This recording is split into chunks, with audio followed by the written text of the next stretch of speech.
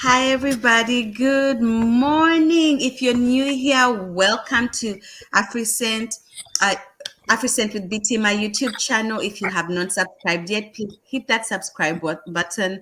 If you haven't liked this video yet, like it. I know we're just starting, but I have an amazing guest today.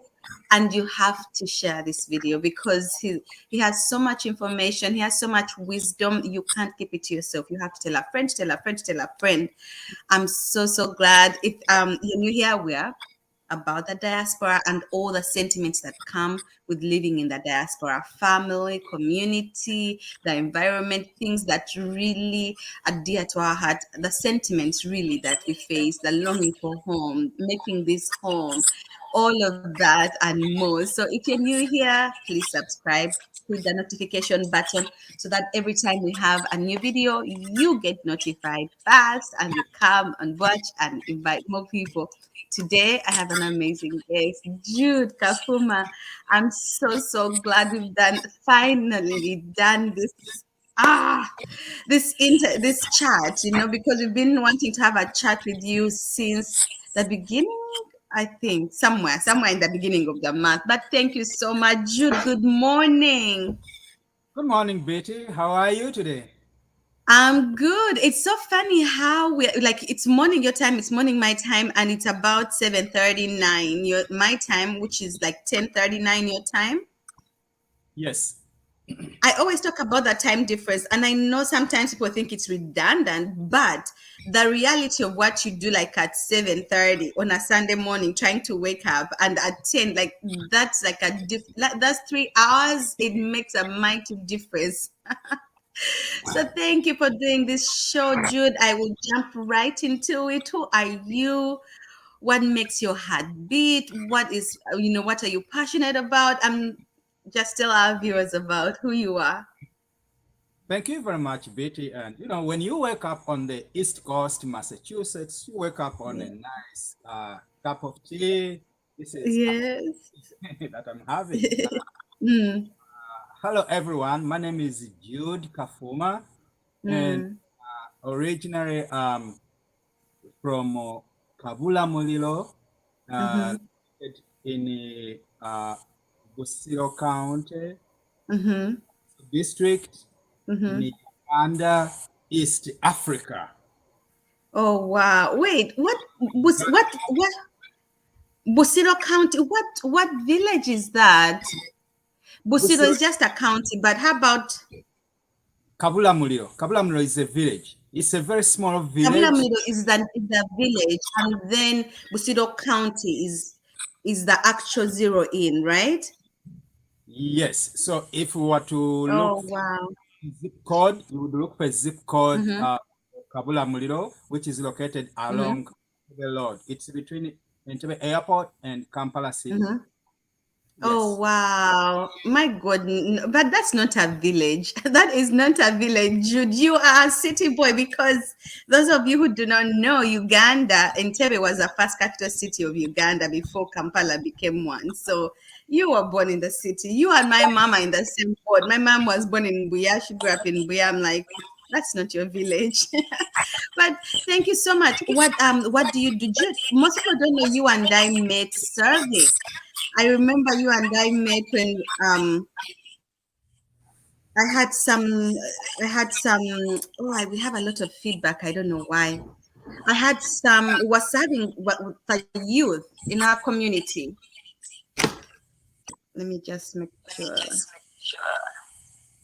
All right, Jude, sorry about that. It just has a lot of feedback. Let me just make sure that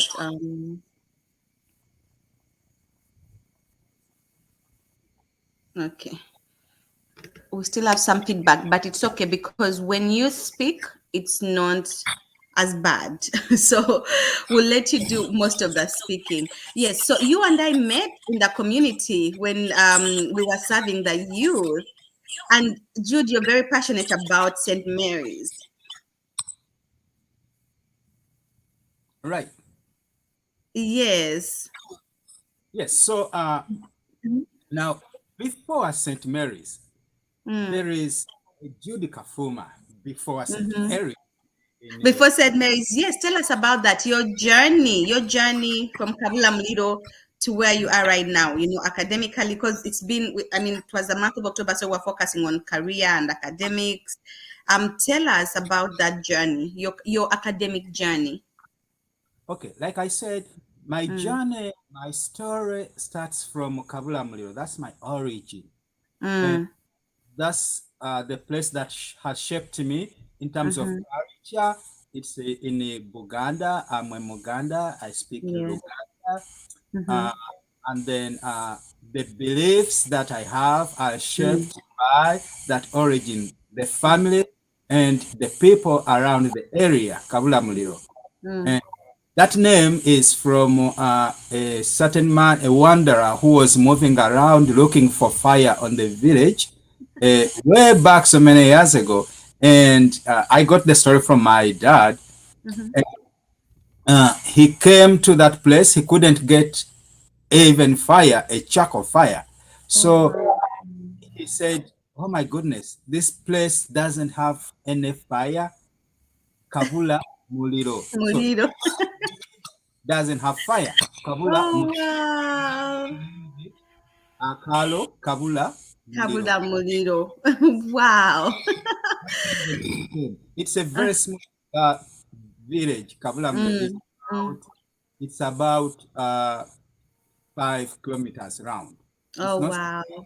Yes, Mm, but it earned that name because our forefathers had the school, and then they established a Christian church there. mm. And now it got branded that we are going to Kabulamilo Primary School. That's where I Oh, went. wow. Mhm. I started in grade one. I skipped kindergarten. Oh, my goodness.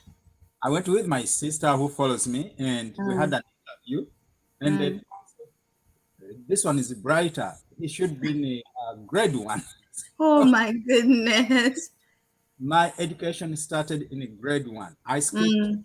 I didn't have. Kindergarten, all of that, which is Yes. nursery. I know that people in Great Britain and Uganda do say nursery because Uganda adopted the British culture. So you went straight to primary one, which is grade one here. Yeah. Mm, The village is just we just share the same boundaries, perimeters with the school. Uh, mm, I had a grandfather who mm-hmm, was attached to my dad, mm-hmm, uh, and a neighbor who was close to that place. So mm-hmm, they needed to take their children to school. mm-hmm, Grandfather was also a catechist in the Catholic Church. mm. He donated a certain chunk of his land, Oh, and, wow. and his friend, the neighbor, the Mm-hmm. only neighbor, there were only two families on that village, Oh, my God. grandfather and his neighbor. So he also donated a chunk of his land. So they Oh, wow. combined the two and they donated that to the Catholic Church, to Mm-hmm, the then, who were mm, coming from Belgium and France, Catholic, mm-hmm, the white fathers. mm, Fathers then constructed a little church mm-hmm, and they named it a sub parish, Kabula Mlio sub parish. mm-hmm, Now, from that little church, uh, the, the parents started to bring their children to be educated about Christianity, about mm-hmm, Catholic, but also learn how to count and write. mm-hmm, So the mm-hmm, counting and writing started in that little church. So after catechism classes, mm-hmm. you had to undergo through education, Regular counting. grammar school. Mm. They were sitting down on small mats called the Ah, vilago. They were knit from fiber, fiber from the banana plantation. oh, wow. So it started. And now, after some time, the parents again put together finances and they constructed a school. And Oh, they named wow. after one of the Uganda martyrs, Saint Mm. Ibalikude. Oh, So wow. that school where I started is Mm-hmm. Saint Ibalikude Kabulamilo Primary School. Over the Wow. years, it transitioned and now it's called Saint Padopio Primary Mm. School. And now we are in Mm. Paris. So from there, Mm. I went to secondary school in Mm-hmm. Kisumu for senior one. You went to SMAC for secondary school? Yes, Oh, up nice. up to senior 4. Mm, Then I went to the seminary, into the seminary, Kisui Seminary for senior 5 and 6. mm, And now mm. after Oh, Kisui, nice. after Kisui Seminary, senior 5 and 6, that's a comparison to our high school here, 12th grade. And then Yes. I Mm, joined college again in the seminary, and I did mm, my philosophy degree, mm. diploma in philosophy and religious studies, and then I continued in the Nice. seminary. I continued Mm, in the seminary to the higher level, where one mm. becomes a Catholic priest, and that is Oh, theology. wow. So I pursued my studies in theology for about 4 years. Mhm. 4 years, I dropped out.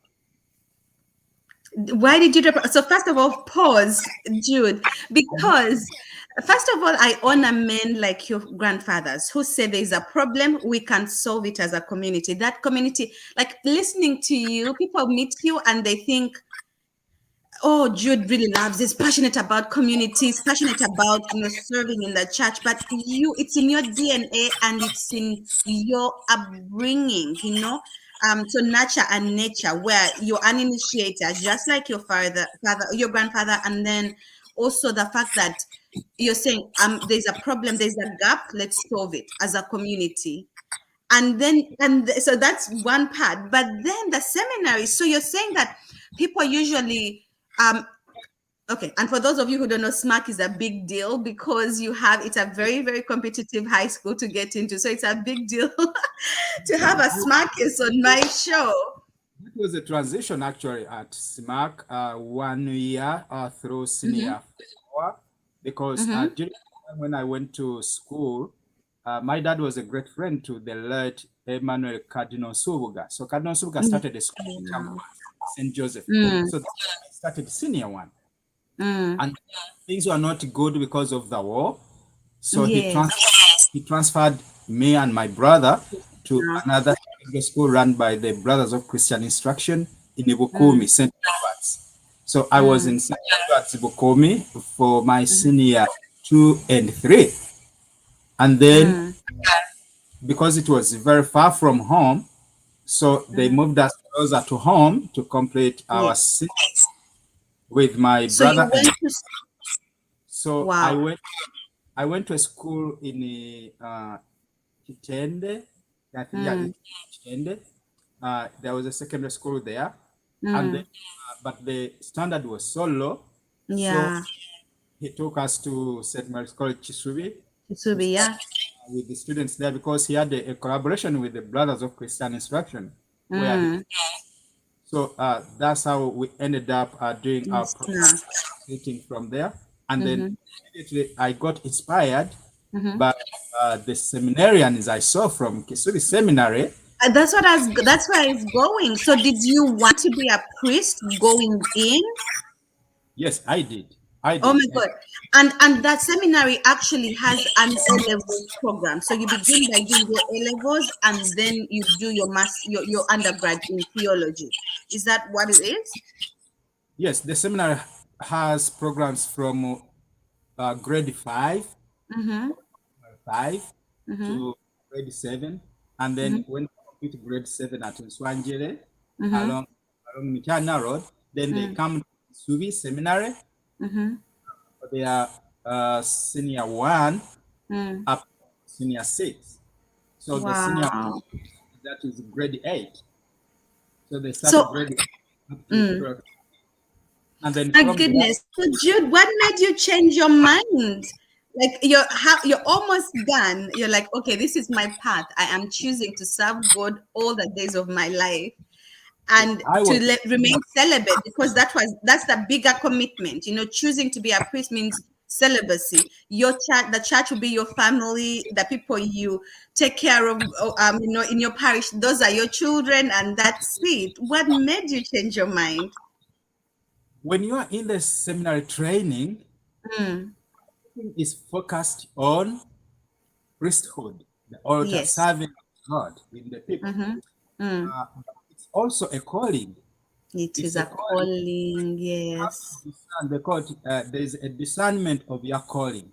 And Mm-hmm. at every level you go. By the time I left, I Mm-hmm. was I was only 3 months ahead of becoming a deacon because I got all my acceptance letters from the current Emmanuel Cardinal Wamala, who was Mm.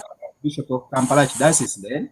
Mm. So he written to me accepting Mm. me to stand as a serious candidate to become a deacon. Mm. And deacon is just the last step to becoming a A priest. priest. Yeah. So in between that time, Yes. a lot of things happen. That's where Mm. you need a lot of guidance from someone, Yes. both in the church but also in the world, in the families. Yes. Because you got to think about anything that you are giving up to Mm-hmm. become this. Mm-hmm. You give up your family, you give up everything to become a Everything. priest, to be posted in Everything. the world. So Yes. along that time, you Mm.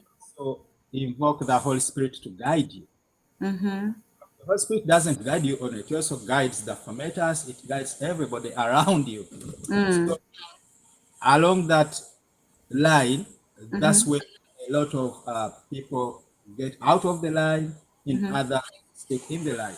When I was Mm. in KP, we were about 18 students in my Mm. class. Mm. And when we completed, Mm-hmm. can you imagine how many joined the next level of the seminary? The seminary, 8.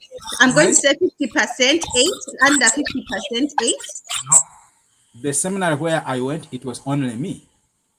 And Wow. then in Katigondo, there were only 3. Oh, wow. And the But you rest, know what?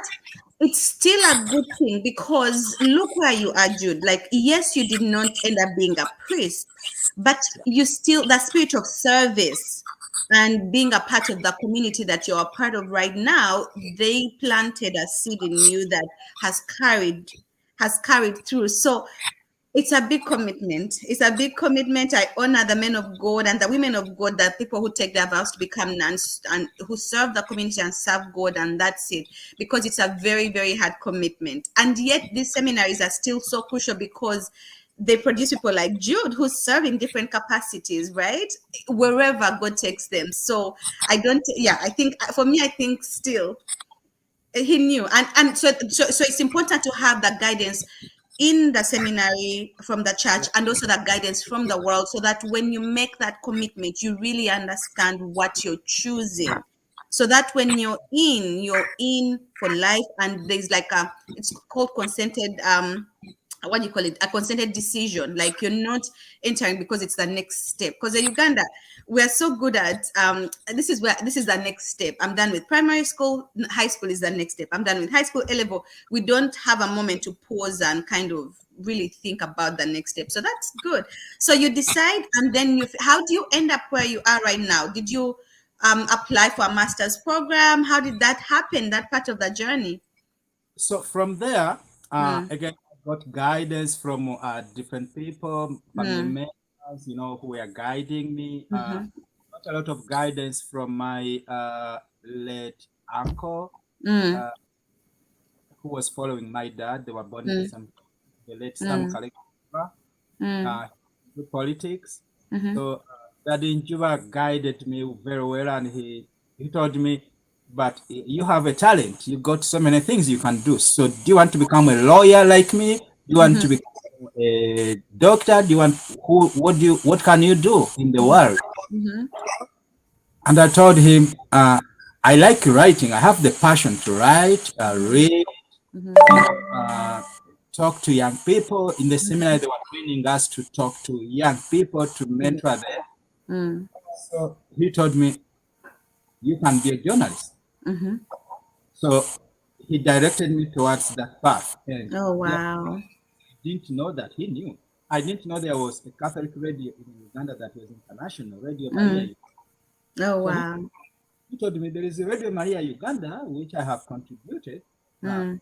you can be a journalist there. Mm-hmm. I didn't know what it took to be there. So Mm. I with my dad in Juba for Mm. about 5 months at his Mm-hmm. home, Mm-hmm. helping him with his books. There is a Mm-hmm. book I wrote. Mm-hmm. I will show you that book because it's Mm. very. I love your collection. Have you read each of the books in your collection? Oh, nice. It's Here. called The Betrayal. Yes, The Betrayal Oh, wow. by Sam Kaleganjuba. Mm-hmm. He died, but it's talking about the betrayal as Ugandans are taken for a Mm. ride again. So Mm. his story that he Mm. wrote, Mm. and the time I spent with him at home Mm-hmm. to think about the other journeys ended. Mm-hmm. Now I'm embarking on a new life altogether. Yes. He helped me to recollect myself while Mm-hmm. doing something very important. So I was helping him to type some of them and reading and editing some of his texts. Oh, wow. This was very important. And Mm.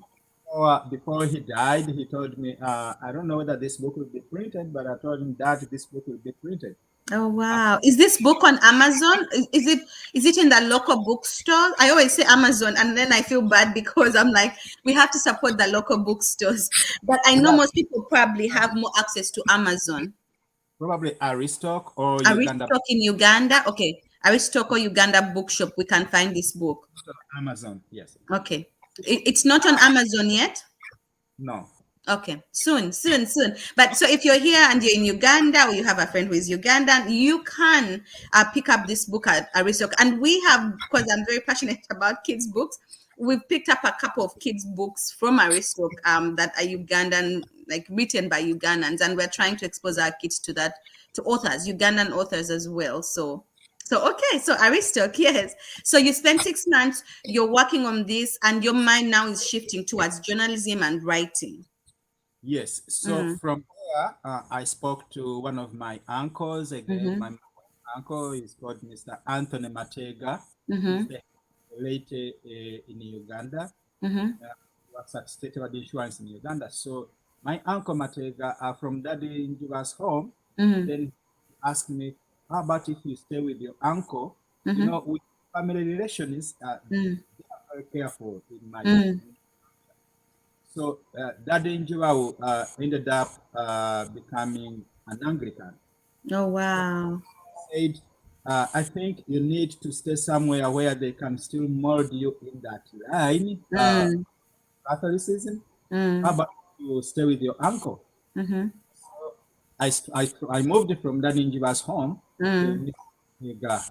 Matega's home in Igundamwaya. Mm. And I know you may be asking, but why didn't you go straight to your parents' home? Yeah.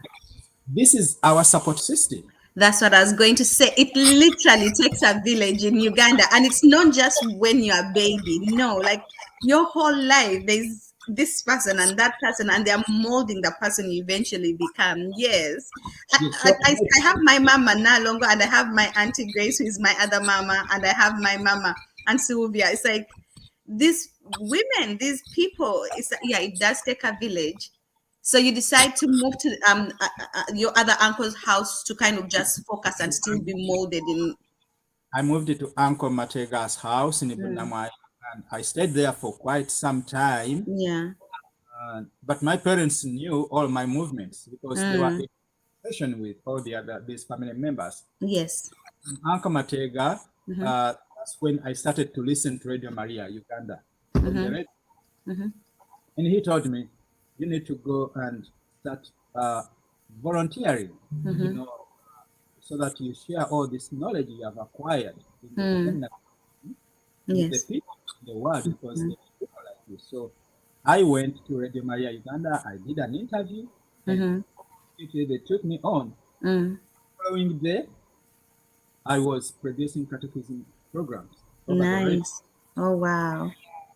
Then I worked at Radio Maria for 7 years, Oh, no 6, wow. Mm. uh, producing programs, hosting programs on healthcare, Mm. on education, on Mm-hmm. catechism. music, a lot of programs that I Mm. partake. Mm. It is from there Mm-hmm. uh, that I also started pursuing a graduate program at Makerere University in journalism and marketing. Mm. Mm. I completed that program Mm-hmm. while still at Radio Maria. I was also assigned to Mm-hmm. help mobilize resources because Mm-hmm. sustaining that Catholic radio, it was non-commercial. But Yeah, it takes donations from people. even right where I am today, I can Mm. just click on my phone or computer and Mm-hmm. I'm going to Radio Maria Uganda live. Mm-hmm. Mm. It depended on the generosity of the listeners. Yes. So, but I didn't have the tools, Mm. the acumen to mobilize resources. You needed to Mm. know how to speak to people, how to, you know, uh, ask people to help the radio. So Mm. I went to Uganda Management Institute, Mm. did another graduate program Mm. in resource mobilization and management. Oh Now, wow. that helped me a lot to Mm-hmm. learn how to raise funds for this radio on air. Oh wow. And from Radio Maria, after my 6th year, I had a friend. During my stay at Radio Maria, I was also writing feature stories to Monitor Publications in Uganda. Nice. It's a newspaper. I Mm. was also writing the feature stories to the Leadership magazine. It's a Catholic magazine in Uganda. Mm-hmm. Mm. One of the editors at Monitor realized that I was writing really uh, deep stories in Mm-hmm. my stories, and he wanted to take me on as an editor.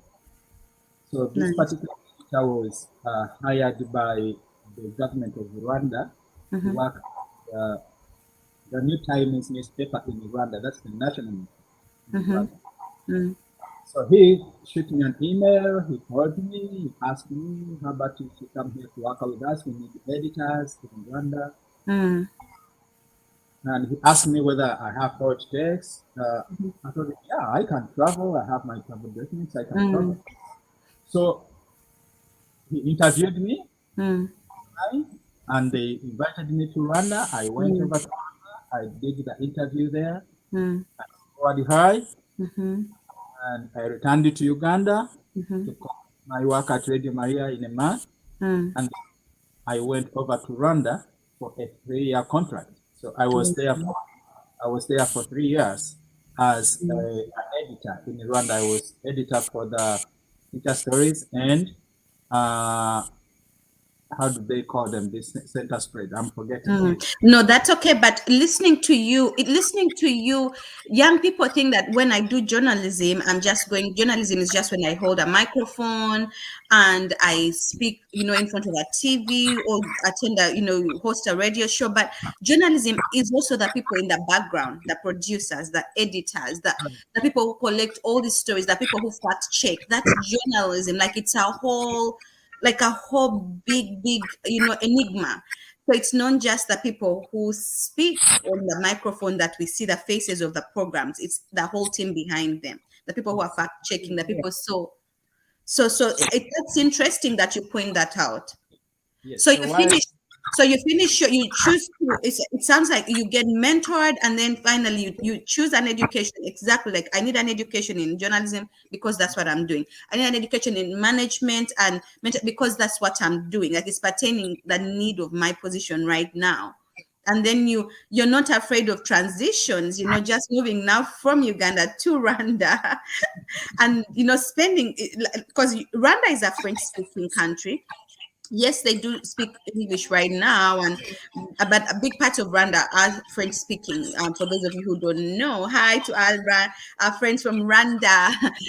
So you go to Rwanda and you work 3 years, and then how do you transition from there? Yes. So in Rwanda, I was a supplement editor, Mm-hmm, and also a copy editor for the Sunday Times. mm-hmm, From there, when my contract ended, I mm, didn't. I came back to Uganda, mm, and in Uganda, that's when I joined the New Vision. mm. Okay. newspaper in Uganda. Mm. So I And those was, people who don't know that New Vision is the national newspaper, like it's a big deal for those of you who don't know to be a part of that team. yes. So while at the New Vision, Mm, I wasn't an editor, but I mm, was a reporter. mm, So I was a political reporter covering mm, political parties, mm, Parliament of Uganda, mm. and proceedings of the political parties in the Oh, Parliament. wow. That was a very, very nice job that I loved it. We could go into political rallies, Yeah. villages to cover elections, by elections. Oh, wow. I saw how politics was, how votes were rigged, Mm. Oh, my how, goodness. and then Mm. had to cover all that. Oh, my So goodness. I did that It's a big for, responsibility. It's a very big responsibility to be, honest enough to capture the reality of the story, and then to be the voice of these people, because deep there are people who don't realize there are places in Uganda with no electricity, no cell phone towers, no nothing, and they rely on your coverage to be their voices, basically. yes. So I was covering that bit, Mm, but also at the same time, they were also asking me to uh, put an eye on any religious events going around the country, mm-hmm, mm-hmm, because they trusted that I had the knowledge mm-hmm, uh, to look at religious stories running in the paper and mm, confirm that this is the truth being mm. published. Yeah. Yes. I was there for only 2 years at the New Okay. Vision. Mm, Really loved. So I was mm, working at the same time working as a freelance writer for the Leadership magazine, mm, running every month. mm, And then from the New Vision, I got this exposure to green cards, DV Rotary, blah blah blah. mm, mm. And I said, okay, I think I need to give this a shot. Yeah. Did it just close? I think it opened at the beginning, towards the end of October, end of mid-November. Closed last week for this It year. closed last week. Yes, the 11th, I think. Yeah. I mean, people should. I know that there are countries where people like Uganda, before, people used to really not care about applying. So anybody who applied, you had a higher chance because fewer people in your country were applying. And I know some of my friends are mad at me. They're like, BT, you are doing brain drain, because all the professionals, look at Jude, very seasoned person, now he's leaving Uganda. Is choosing to apply for a lottery system to leave Uganda, right? But then I think it's also part of personal growth, or where God is leading you, because sometimes we think about these developed places and they're like, okay, they have more resources physically, but then spiritually they are lacking. Most people, so maybe that's where God is leading you. And I will apologize again to my viewers. I am a very religious person, so every now and then you hear things about God, but stay with us, because today we are looking at Jude's journey, academic journey, career journey, and there's a big piece that I really want to talk about mental health. So stay with us, and how to become a clinician, because I know one of you did ask about psychology, and you did move from Uganda with a bachelor's in psychology. So we'll get to that part. So Jude, you apply for your lottery, and did you win? Yes, and I came up Oh, with yes, and I was helped a lot by wow. few people I knew here. Mm-hmm. I had a cousin I knew here in New York. I have a Yes. brother in New York, Nice. Joseph Semanda. So they helped me to have that transition to USA. Mm, Now I made a choice mm. where to live, because my cousin and my brother, they are in New York City, Yes. but I chose Massachusetts. Yes. I miss Massachusetts. It has a big community. Why did you choose Massachusetts? I chose Massachusetts because back during my journalism times in the New Times in Rwanda and Mm-hmm. the New Vision, we used to run feature stories about Mm-hmm. best academic institutions in the world, and Mm. we used to rank them. So Massachusetts was always coming on top Yeah. with the MITs, with the Harvard University, Mm-hmm. so many good colleges here. But also the healthcare here was good. Yes. Employment jobs are available if you are educated. But also even when you don't have those higher levels of education, again, education jobs are available. Cost of living is a little bit high, Mm. but compared to opportunities to work, there is a lot to discover on the East Coast here. So that's why I chose to live in Massachusetts. Massachusetts. And so I'm so sorry I have feedback. I don't know how I can fix this feedback. But Jude, so you said something that's very important. If Ugandans or people from all over the world decide to apply for a green card, they should still have, so what is given, because it sounds like you still need to have a place to land. What happens if somebody applies for the green card and they don't know anybody in the United States? Are there programs we have? I know we had a program in Cambridge that it served refugees, but I think it also served people who kind of had nowhere to go. So if you apply for the green card, and you come in, because how do they, and I don't know anybody, because thank God you've had a very good network and very loving people who just said, no, this is home, come, and then they show you how to kind of find your way again to wherever you want to be. You know, learning about the Rotary program has to be someone you know. Yes. It doesn't just bump onto your phone or your desk that there's a DV Rotary program. So it starts from the known and discover the unknown destination. Well, either someone from Uganda tells you about this program, and then they tell you, oh, I got it from my friend Jude or from my friend Betty. And then that's the chain. So by the time you get to be interviewed at the embassy in Nairobi, get that visa, you have a destination in mind where you are going. But so when you get your visa, they don't allocate where you're going to live. Because I'll give an example. Like some of the refugee, and I speak about the refugee program a lot. So for them, they kind of organize a family, like a place to arrive. Sometimes it's an army base, and then there's volunteer families that take in these families and live with them until they find them affordable housing, help them find a work permit.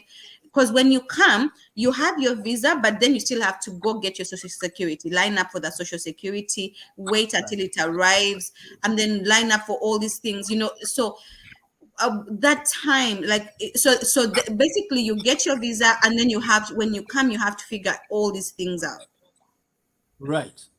And there is a way it works out, again, because network and support system. And that's my next point that I want to arrive at, that when I arrived here in Massachusetts, later on, I found out that I knew so many people who were here, but I didn't know that they were here in Massachusetts. Transitioning from Uganda, New York to Mass, and through my brother, he connected me to friends, and I lived with friends in Worcester County. So I was just 6 months, and then from there, another friend picked me up, and I lived with him in his home. So basically what you're saying is that when people apply, because now some Ugandans or some people all over the world, because it opens up to everybody, when they apply, part of the planning that should be kind of set aside is maybe you don't have anyone. If you have somebody, reach out at the beginning so that they make room, whether it's on a couch, whether it's on the carpet, whatever. And that's the beauty of like the African culture. I'll refer to African culture because I'm from Africa, is that there's always room for one more. I grew up in a home that had at some point over 30 people.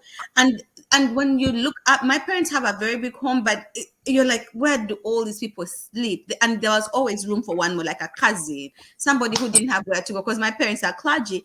Every day on the couch, on the floor, or there was are you covered? Are you fed? You're fine. So same thing. I think that's the same approach that we have especially I'll speak for the community in Massachusetts, because that's a community I've been really a part of, that there's always room for one more. So if you get your green card visa, make sure that you at least make that network before even you get accepted. Just try to start having these conversations. And then also financially, if you don't know anybody, at least try to have a little money set aside for a motel while you make your way to these places. And this is one of the reasons why I encourage people to go to Massachusetts, because there's different communities. I know that the Muslim community has two mosques, the Catholic community has their church, the Anglican church community has two churches, and then we have so many born again churches.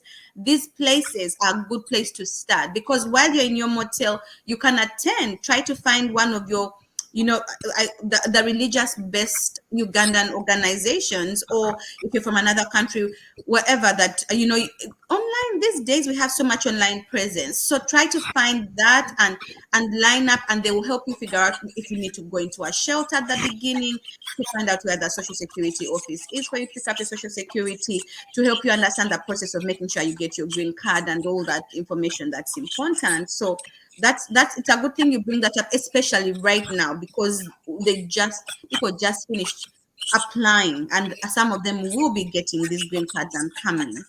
And so how do you transition? Because now you're a mental health, you're a clinician. How do you transition from journalism to being a clinician? Because most people end up and it's okay to work any job at the beginning, because you have to support yourself. That's the reality. Like in Uganda, we're able to stay at our parents' homes, our uncles' homes, our aunties' homes, and they'll feed you, they'll take care of you if you fall sick, they'll drive you around, they'll give you pocket money.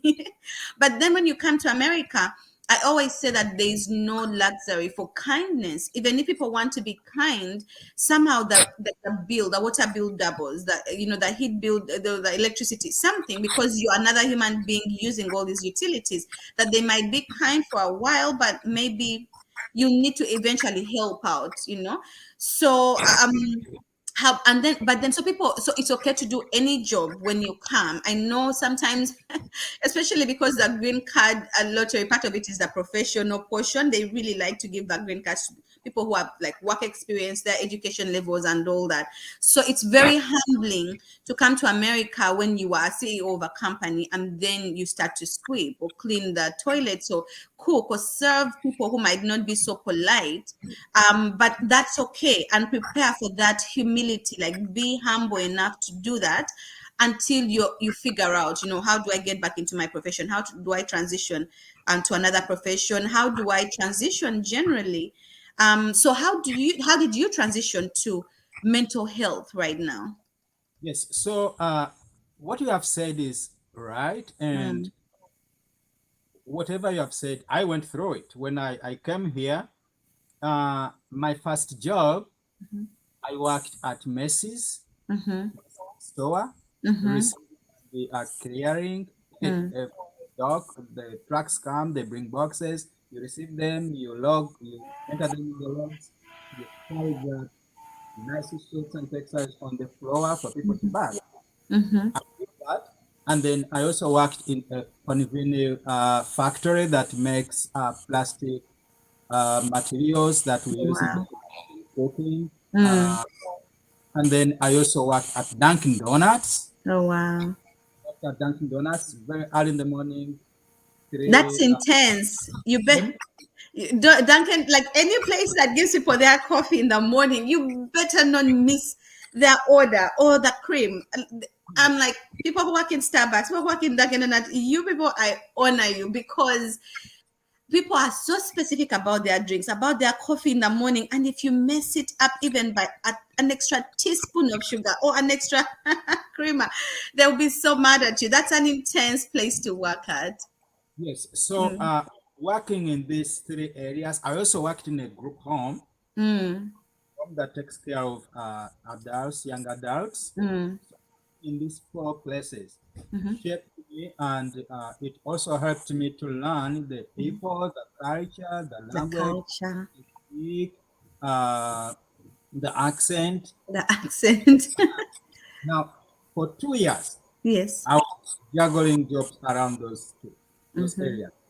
And after that, I went to college, Mm-hmm. my master's program. I went to Cambridge College and I started to pursue a master's of education in psychology and mental health counseling. Nice. Did you need, I'm sorry to cut you, because I want to know that journey. Did you have to transfer your bachelor's? Did they have to, did you, because I know sometimes there's websites like the CED where you have to go and they kind of evaluate your transcript so that when you apply for your master's program, and then also some of them require an English efficient exam, the TOEFL for the American, or IELTS if you did the British one. Yes, Did you have to have that process done? yes, I did that, and that's one clue I'll give to anybody who wants to cross over from whatever part of the world to the US. Make sure you Mm, have academic papers in order and right, because they cross mm-hmm, check. Coming over here, I came with all mm-hmm, my original papers. I came with my diplomas, my mm-hmm, bachelor, my graduate program papers, everything. I came mm, with them. So when they mm-hmm, asked to evaluate them, I sent mm-hmm, them over to, I think, to Washington Center mm. for Development. They were You said evaluated. Washington Center for Development? Center for Education Development. Okay. We'll Yeah. find the link and add it to this video below so that people who are thinking about particularly Cambridge, and you know what, still go and ask a counselor at Cambridge University, because it could have changed. It's been a couple of years since you finished. Oh, Um, yeah. you finished, yeah. But so you did send everything and they had to evaluate everything. Yes. So Mm, after evaluating them, mm-hmm, I was qualified to pursue a master's program in any university I wanted. mm. Oh, nice. I started to find out which Mm, university offers this program. mm. Because you already So had made up your mind what you wanted to study. I wanted to do mental health. yes, I wanted to do mental health. This was backed up by my background in philosophy. We studied a Mm, lot of psychology. mm, I wanted to pick that segment to move on with. mm. While here working in group homes, I realized that there is a need in this area. There's a need. Among the immigrants, I realized there is need in that area. Yes. And the last bit that shaped me into becoming this is after leaving the seminary and speaking to my mother, she asked me, "What are you going to do to help young people like you who leave the seminary, but they really wanted to become that and they Mm, couldn't afford anything else?" mm, In discussing with her, I told her, these young people need help a lot to before they transition into the world. They need to mm-hmm, speak to someone.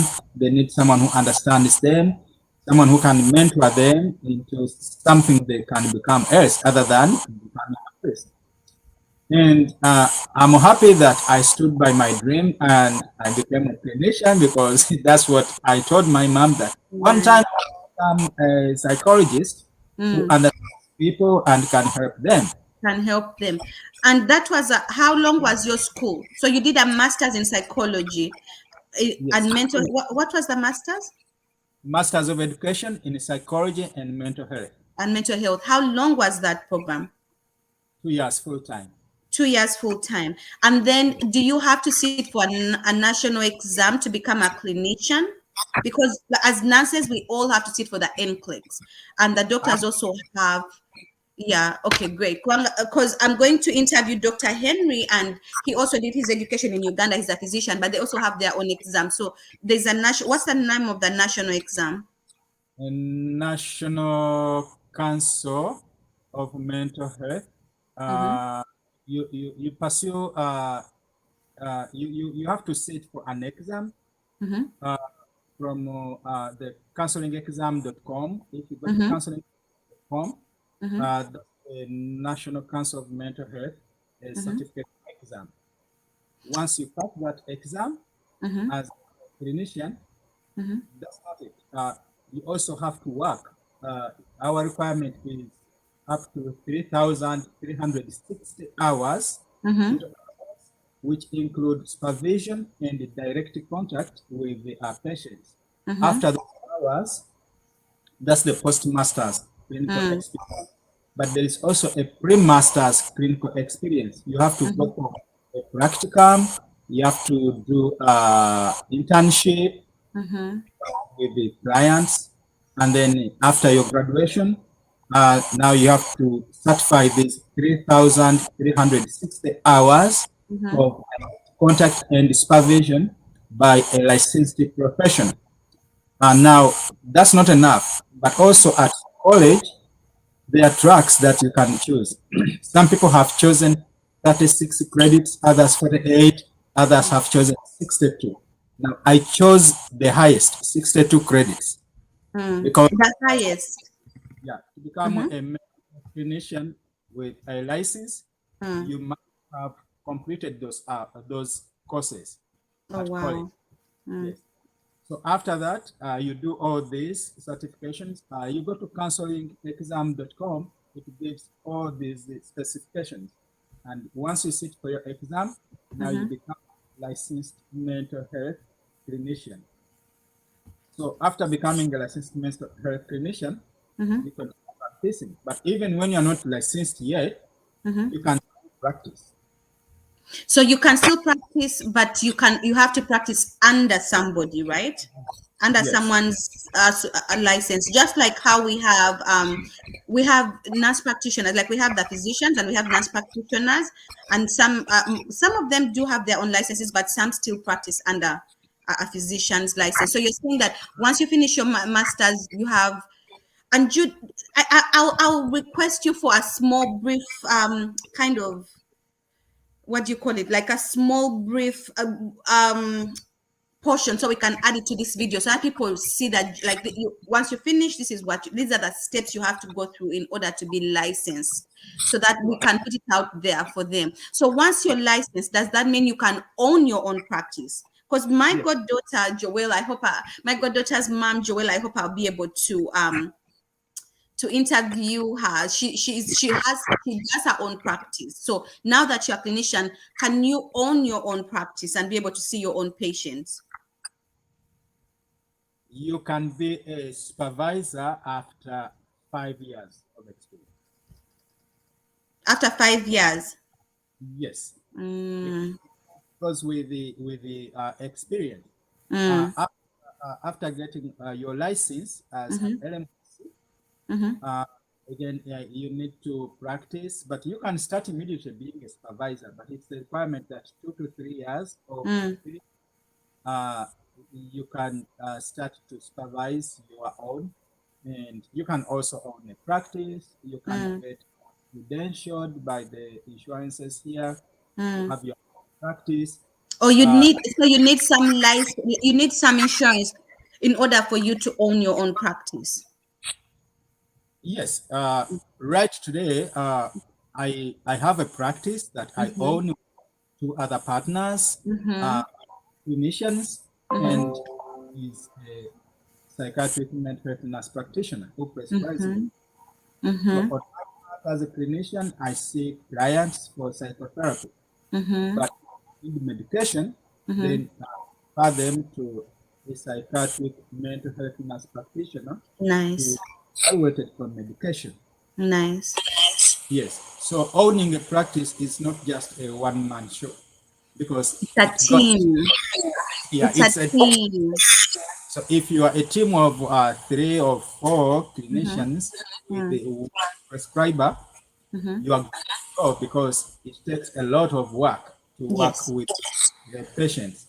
So the credentialing bit of it is that you get credentialed as an individual, Mm-hmm, and all the other members get credentialed, mm-hmm. and the practice itself gets credentialed. So Mm, the practice is Assured Hope Community Health. I hope yes. I hope you can see. Yes, and good, you give us all these links. I'm going to attach all these links below, because the good thing about what your practice is that there's, you, like you said, the immigrant community, we don't think about our mental health, and we underestimate that when we come from Africa or wherever we've come from, we've had a very, very big support system, that we had a very, very big support system, that's our mental health, like we manage when we talk to our aunties, our parents, our cousins, our sisters, our brothers. That's how we get that. But when we live here, sometimes you live alone, you come from work, you come back to your apartment, and you will have some mental challenges, some mental health challenges, and we don't know how to seek out for help. or we bring our children from Uganda or wherever we come from, and that transition is very harsh on them, that they need extra support. And that's where you come in, because you've lived in America, you are an immigrant, and there's a portion about the way you manage that you will understand because you walked that journey with that patient. Yes, and that is one bit I want to address last. But before that, Yes. so being a mental health clinician, Mm-hmm. it's not just a choice I make on my own as Jude. This is a choice that is backed up by my background, by my family, but also society where I am, but also communities. I have a community I belong to. It's the Ugandan Catholic community in the Archdiocese of Boston. That's my community. It's faith-based, but also it has that aspect of an immigrant community living in the USA, living in Massachusetts. And this is very, very important.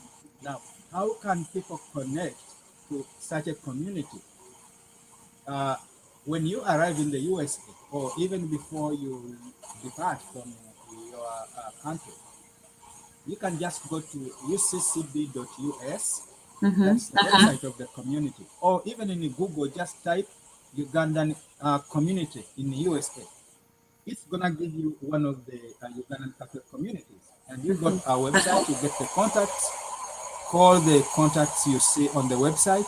Someone will speak to you. They will give you the directions to the church, and while there, you'll meet a lot of amazing, kind people, and they will be help you to take in. We have taken in Muslims, people with different religious beliefs. So this shapes you in one way, and it shaped me in one way to understand how am I going to help these people. I was a leader of that community for quite some time, and I saw some of the issues people struggle with, and it also helped me to know what are the core causes I need to focus on. Trauma. What are the core causes you need to focus on?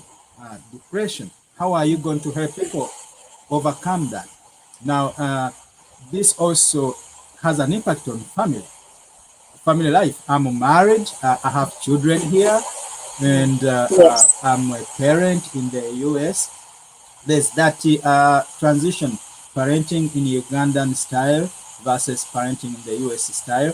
Now, for our case, you just have to combine the two. What is the best you get from your culture parenting way, but also what's the best you get from your new location, the US culture? What can you get from here? Because this culture here is a lot of people that come in with different cultures, so it's a mixture. So how do you benefit from that? So we try to teach our children the culture, the language, how they greet, how they talk to people, how do you say thank you, how do you ask for food.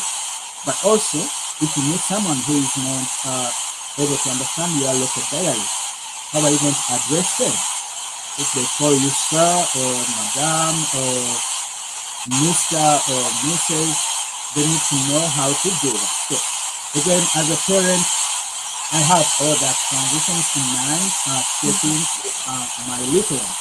So why would someone choose a career in mental health? Again, because of that background, I chose a career in mental health because I wanted something that helps me to understand more the people and then help them with everything they are struggling with. Now, when it comes to what it takes to be a mental health clinician, again, that's what we talked about before, that you have to have all those qualifications to go to college, study a degree program. After graduating with a bachelor's or master's, then you can come in the field and practice. So Jude, just to cut you short a little bit. So because particularly young people struggle with how much will I earn, because their parents are pushing them into nursing, but their passion is psychology. Could they be concerned or is it because there's two things that they struggle with, how much they'll earn, and also like should I, if I do an undergrad as a psychologist, will I earn more if I go all the way and do my master's? Is it better for me in terms of earning? Because some people say this is what I want, but I still need to earn a certain amount of money so that I can afford this lifestyle that I'm thinking about when I'm 40, when I'm 50, when I'm 30. So do you advise, how would you advise such a person who is trying to decide? Their parents are saying going to nursing, but their passion is psychology, and then the main discrepancy is how much you earn. And also because I know one of the people I work with is finishing their PhD in psychology, and they say that that's something, you cannot be a clinician unless you do your master's program, and at that point then you kind of have a bargaining power. Even if, because hospitals do hire, you might not want to have your own practice, but community centers, hospitals, they do hire clinicians to work for them. What would you say about that? How would you advise that person? Thank you, Beauty. The challenge here is for a young person to go into a room without thinking about what they are going to find there. So making a choice to become a mental health clinician, you need to educate yourself. You need to talk to the right people. I spoke to the right people. I educated myself on what are the requirements to get there to be what I want to be. Before you joined school, you did the research before undertaking that degree. That's smart. So that's why I spent, when I came over to the US in 2010, I spent 2 years working, understanding the American society, the American culture, but at the same time, looking at what is it that I'm going to do, where am I going to do it, how am I going to do it, and after doing it, how is it going to help me transition as a profession? Now, that worked a lot in avoiding doing so many different courses. You got a course in nursing, you got a course in law, education. At the end of the day, you are a jack of all trades with a lot of academic papers, but again, not satisfied. And that's called horizontal, horizontal growth. Because everything you're doing is an undergrad. So it's important to choose a career where you can do some vertical growth, systematically. So in this case, because I already had my undergrad, so I just went into college and Yes. did a program that would do a profession. Yes. Now you can choose this with psychology. You can choose whether to do a master of psychology in a clinic, or you can also choose to go for. I had an option to go for a doctor of psychology. And that is the side. Is it worth it to go for a doctorate? Because I'm like, I have my reservations, because I always feel like nursing wise, right? Always thinking about where you eventually want to practice. Because I do have a master's in public health, but I don't use it here because public health, okay, I think I love it because a part of it is community work and I'm really community oriented. But sometimes I have so many nurses, especially when I was still working the floor and working as a nurse or bedside nursing, who were nurse practitioners. Like they went back because we always have that need to kind of progress vertically, right? And so they went back, did their nurse practitioner, got their nurse practitioner degree. They were already RNs, BSNs, and then they go back for their NP. They practice for like a year, and then they just come back to like the lower portion, like their BSN positions, because maybe they don't like the whole writing so many notes, or I don't know what it was. But so many nurses who end up doing their bachelor's, nurse practitioner, end up coming back and just practicing at the level of BSN. So and the reason why I ask, because it's an investment of time, and sometimes it's an investment of money. If you don't get, the good thing is most doctorates are paid, like people get scholarships and study for free, right? But then there is a component of time, because people always consider the cost of the money you're putting in. They don't consider the cost of how much money you would have been making if you are not in this program. So those are, for me, that's the question. Can you achieve your goal in terms of this? This gives me satisfaction. You know, as just with my master's program, can I achieve also my professional goal? And also financially, can I achieve my financial goal as a master's program?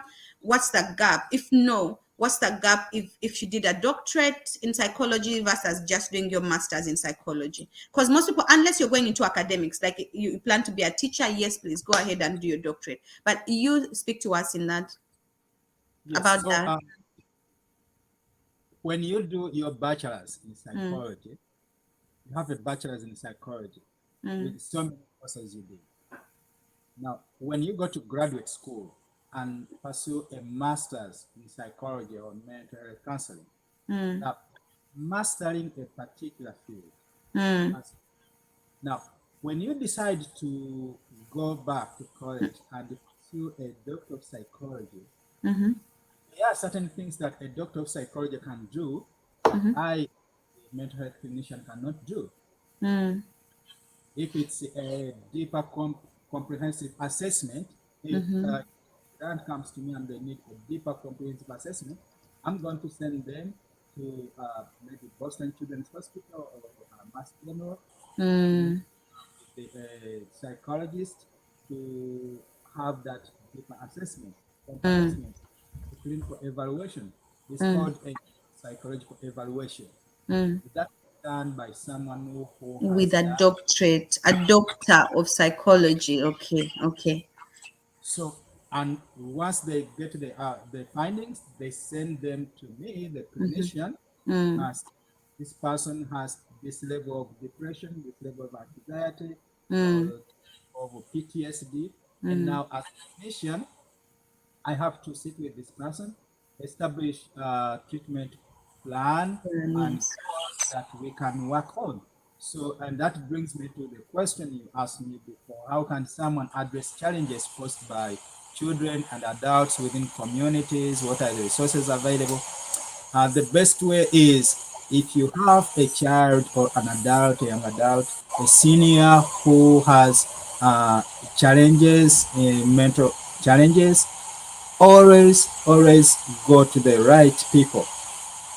You can Yes. belong to a community like a faith-based community. That's very good. Mm-hmm. So you go Mm, through your class and they are going to help you to find the right resources, the right mm-hmm. practices to go to.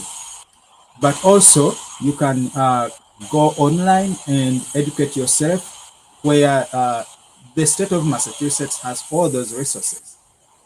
Mass.gov. It has all those resources. It will give you resources Mm, showing if you are given zip code, you know the practices you can go to. If you are on the western coast, you mm-hmm. know the practices you can go to given your zip code. So Mm, always find uh, practical clinicians or people who are professionals in that field who can mm, help. That's what we do as mental health clinicians. Certain things I can't do. If mm, someone comes to me and they are also having some physical challenges on their bodies, mm. I'll refer them to a medical doctor or ask them to Yes. see a primary care physician to Mm, address that challenge. And if that mm, primary care physician needs more information from me regarding their mental health, again, mm, that's when they sign the releases. It involves signing releases, paperwork to coordinate that, and then mm, that gets better. So there's mm. always a way to help people get better in our communities, and Yeah. that is why we are here. And I mean, I'll tell you this. I think I'm in a space right now that it's so big because American practice is so highly specialized. Because as a country, we can afford to be highly specialized as opposed to practicing in Uganda, where we can't afford that, so we're general. But the one thing I realized is that our mental health, there are a big chunk of our people, our patients, who the mental health component stands in the way of the medical. yes, you want to treat that diabetes. Yes, you want to treat that renal failure. But if they are too depressed to take their medications, if they are, in that manic phase and they don't even recognize that they're in a manic phase, you cannot tell them, okay, let's work on your diabetes, and they'll listen to you because the mental health portion is in the way. So I encourage young people who are passionate about psychology to do that research, because I think there's a gap. And then for some of our patients who like are in a crisis, we've struggled to connect them to actual services. So in Northern California, where I live, we have the 211. If you have somebody, if you are feeling depressed or you feel you need someone to talk to just about your mental health, or just even to talk to figure things out, we always dial 211, because usually we have the 911. So this 211 is a mental health line, and people there will connect you if you feel like you're fighting an addiction, if you feel like you're sad and you need someone to help you, or you have a friend, because sometimes we have friends and you're like, okay, Beatrice is sleeping. You can call Beatrice and ask her to stay on the line and connect 211, where there's a professional clinician who can talk to them and connect them to the service that they need to. So remember 211. If you are feeling suicidal, call 911. Don't call 211, because that's a life-threatening position. Call 911. There'll be people who come. They'll take good care of you, explain how you're feeling, and they'll take care of you. They'll connect you to an emergency department, so that they make sure you're via, because sometimes we are sick. So we've had friends who have had brain tumors and they're acting not themselves, but it's because of that tumor. Maybe your sugar is low. You don't know, there's a medical component. So once that's ruled out, they'll connect you to a mental health service, and there's no stigma about it. We work and live in a very, like a pressure cooker. The time in Uganda, people do take their time. I speak of Uganda because that's where I'm from, and people do take their time, to do things. If you lose someone, your workplace will be okay with you going to bury, and they'll give you enough grieving time. In America, we have 3 days. 3 days. Like if your spouse dies, your parent dies, someone close to you, 3 bereavement days. In fact, there are people who don't even meet the list of you getting those 3 days. You know what I mean? And you don't have time to go through that grieving cycle. So don't feel shy about reaching out. There's no stigma about mental health, and that's one of the things. And parents, be attentive, because sometimes our kids are telling us something. They will say, I want to swallow my pills. I want to kill myself. And for you, you think it's a tantrum, or you think they are too young to be suicidal. Listen, like pause, have a routine as a parent with your child, so that when you're driving them to school and that day they don't talk, they are so quiet, let that like raise bells. What's going on? Or at the dining table, they're so quiet, let that raise bells. Like, let's not be passive as spouses, because sometimes we get so used to just, oh, you're going to take care of the kids, okay, here is the food, here is this, here is that, bye, I'm going to work. And we don't even capture that they are going through something. I personally went through postpartum depression, and I didn't even realize that was postpartum depression. Mind you, I have been a midwife in Uganda. We've talked about this. I've seen mothers, I've supported mothers. When it was my turn, I didn't recognize it, and it's after I went through it, until like I went by undiagnosed, untreated. Thank God for my my spouse and my mom and my support system, his sisters, because I live just by myself with them, and they saw it and they supported, right? But it's a real thing. It's a very real thing that people go through. So Jude, I really, really thank you for what you're doing. There's so much information that we haven't talked about, and we'll definitely host you again, because there's a portion of parenting that I want one day to have your voice in. We will do another series just for parenting in America, because you are a parent, deliberate parenting, intentional spouse, being attentive to your significant other, despite the pressure of having children and a full-time job, and you for a whole practice, because yours is not a clock in, clock out. You have a practice that's a bigger responsibility even on your shoulders, right? So I have to host you again, Jude. Please keep that your line open just for the parenting portion. Don't forget to give people the National Suicide Prevention Please go Lifeline. ahead. Yes. What's the National Suicide Prevention? 1-800-273-8255. Say that again. 1 Repeat it for us. 1-800-273-8255. Mm-hmm. That's the suicide prevention lifeline. Mm. And tell us more. Yeah. So when should I call this line? We all need help, but if you or someone you know needs immediate help, Yes. especially with the suicide ideation, Mm-hmm. you call that line and you are going to speak to trained crisis workers who are ready to help you 24 hours a day, 7 days a week. Mm-hmm. Yes, but if you think you or someone else is in immediate danger, for Mm-hmm. example, Mm-hmm. uh, you do not leave them alone. Yes. You stay there in their presence and just dial 911 and Mm-hmm. they'll be there to help you. Mm-hmm. So those are two very important lines. 1-800-273-8255 and Mm-hmm. 9. Those two, yes. And please don't remember any of that. Call 911 and calmly explain to the person who picks up your line exactly what's going on. Mental health is a real thing, and we don't want to ignore it, especially with COVID. There's been many, many challenges with that. And with Northern California, we also have a service called Mobile crisis line. Is a mobile crisis line where a clinician can actually come to your house, or sometimes they do send both a cop, a policeman, and a clinician, so that you're not afraid with just a man or a woman in uniform. You have a civilian who is trained to kind of give you that support. So my God, Jude, we had so much more to talk about, but we've been here for more than an hour and we have to close our show. But you will give us all that information, especially about psychology, how to transition, and I'll put it under here. You give us things about St. Mary's. The one last thing, please connect to St. Mary's. A friend of mine just came in to do her master's program, and she's Catholic. She went to Namugongo for her high school, and we met in Mackay University. But I said, no, no, no, no, no. I have this amazing community, St. Mary's. Just give them the numbers. And I gave them Ronnie's number to reach out, because I felt like they would receive all the support. And she was able to choose, she was trying to choose, where do I go for housing? Where do I go? Like choosing the right stuff. And I really don't take it lightly. And I remember when we were doing the youth program, because we did a program, Youth United for Christ, where we used to combine all youth from all walks of life, whether you believe in God or not, whether you're Muslim, whether you're Catholic, whether you're, born again, whatever you are, like to serve. And St. Mary's, thank you so much. You are always gracious to give us your grants to our car wash that the youth really enjoyed, that we raised money to run our programs in the year.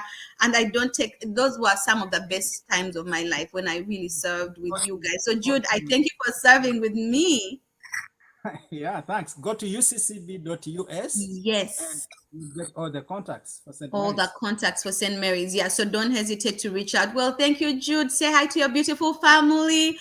Tell them thank you for allowing us this time to spend with you on YouTube, on our YouTube channel. If you haven't subscribed before, this is Afrisent with BT, where we are all about the diaspora and the sentiments that come with it. I will put I'll take a minute later today and put all the information and all the links below, how to get licensed and all that good stuff for you who are thinking about a career in psychology. And to remember, if you need help, always call 911 or 211 if you're in Northern California, or the suicide prevention line, which I'll also add to this link. Thank you so much. God bless. Enjoy your Sundays. We have to run to church because we're going to pray today. Jude, I really appreciate you. Thank you so much. Thank you to BT. Bye bye. Bye.